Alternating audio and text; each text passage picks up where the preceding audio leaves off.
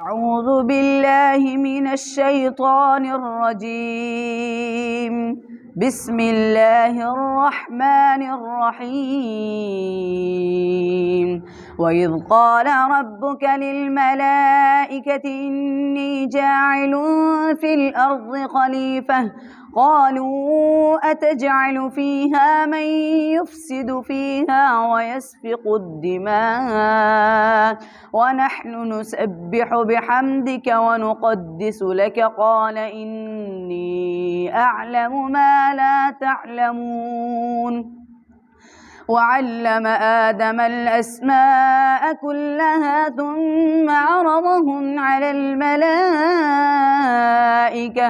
فقال أنبئوني بأسماء هؤلاء إن كنتم صادقين.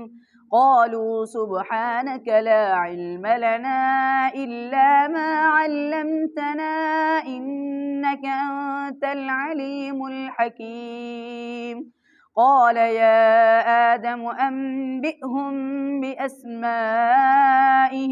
فلما أنبأهم بأسمائهم قال ألم أقل لكم إني أعلم غيب السماوات والأرض وأعلم ما تبدون وما كنتم تكتمون.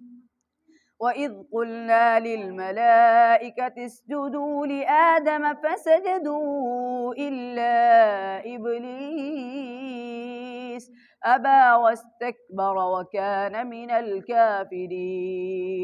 وقلنا يا آدم اسكن أنت وزوجك الجنة وكلا منها رغدا حيث شئتما ولا تقربا هذه الشجرة فتكونا من الظالمين.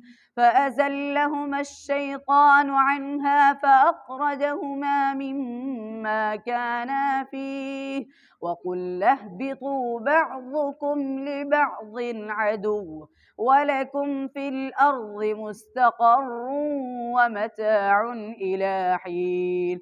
فتلقى آدم من ربه كلمات فتاب عليه إنه هو التواب الرحيم. قلنا اهبطوا منها جميعا فإما يأتينكم مني هدى فمن تبع هداي فلا خوف عليهم ولا هم يحزنون. والذين كفروا وكذبوا بآياتنا أولئك أصحاب النار هم فيها خالدون. صدق الله العظيم.